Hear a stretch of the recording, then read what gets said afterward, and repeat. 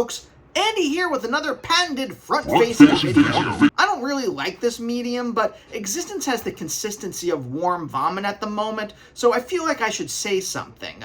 Earlier this week, ICE kidnapped activist Mahmoud Khalil, a Columbia student and green card carrying resident, and the government is using all their powers to try and deport him for the high crime of saying, hey, maybe the US shouldn't abet a genocide, which is A, free speech, B, true, and C, isn't a crime.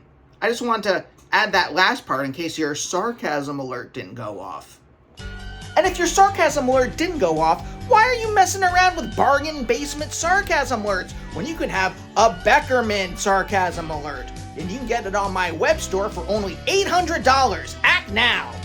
Anyway, I've seen a lot of people online asking, how did we get to the disappearing dissidents into a Kafkaesque labyrinth stage of fascism so fast?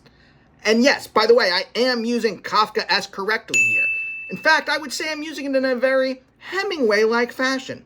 And no, I'm not using Hemingway-like correctly at all. But how did we get here? It's a complicated answer, but I just want to highlight the part that I haven't really seen a lot of people talking about. We're engaged in a class war, whether we know it or not, and our opponents, the extremely wealthy, are ruthless and amoral. By the way, I don't actually want to be making these edutainment, explainy type videos. It's just I have a platform, a small platform, but a platform all the same, and we all need to be calling these things out. You know, when I moved to LA to Los Angeles, what I really wanted to do more than anything was write Joe Dirt 3 Scumfuckin', where David Spade's character builds a mud woman and fucks it to life. I pitched it like Frosty the Snowman, but with more jizz, and David Spade said he hoped a murderer would kill me. It wasn't a great meeting.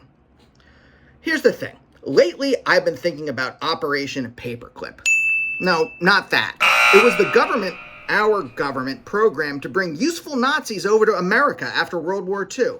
Remember, the Allies just fought a war where tens of millions of people died, and the first thing they did was find every rocket scientist and German Jeopardy winner and give them a house outside Langley. Side note, German Jeopardy started out pretty okay, but by the 1940s, the question was always just, Was ist die Juden? Kinda got predictable. Anyway, I wonder what it could be about the current political moment that has me thinking about the US government importing Nazis to work in the US government. That's the thing. You and I wouldn't work with Nazis or the KKK or Kevin Spacey, but the uber wealthy have no compunctions about allying with whomever they can to achieve their aims of dominating the rest of us. By the way, Kevin, I'm kidding. Call me for your next insane Christmas video. The right has spent the last 100 years murdering, imprisoning, silencing, deporting, frightening, and blacklisting the left, while centrist white moderates looked the other way.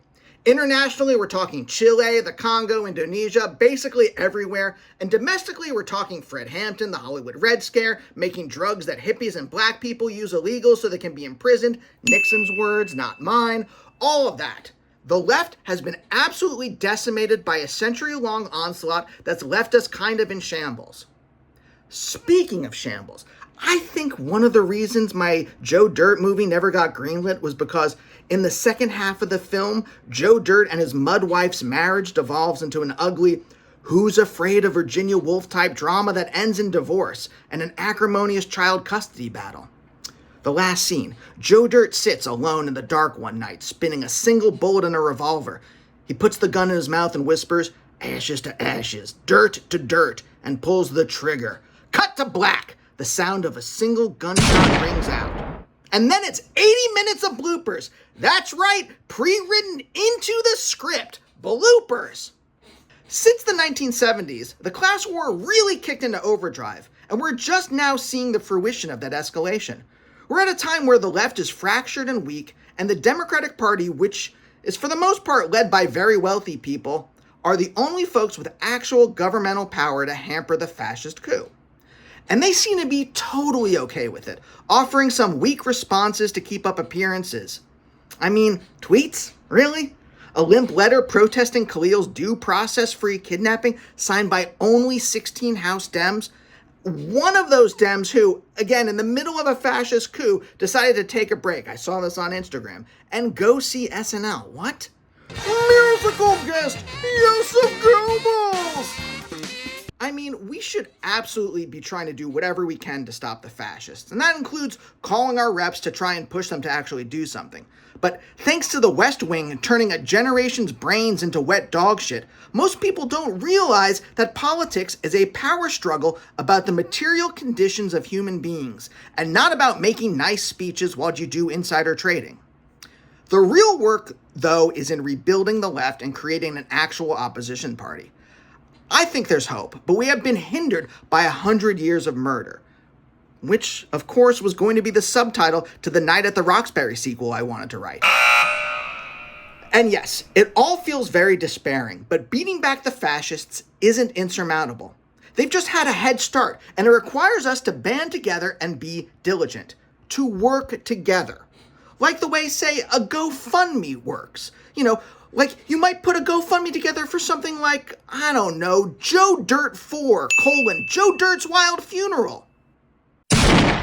I've been thinking about Operation Paperclip. Wait, Operation Paperclip? It's Operation Paperclip. And none of us would work with the Nazis or the KKK or Kevin Kline. I'd work with Kevin Kline in a second. I meant Kevin Spacey. Hey, Kevin Kline, call me. I've been trying to write this Jeff Dirt movie. Jeff Dirt? It's Joe Dirt. Who's Jeff Dirt? Musical guest, Leni Riefenstahl. Musical guest, Dr. Mengele and his magical vibraphone.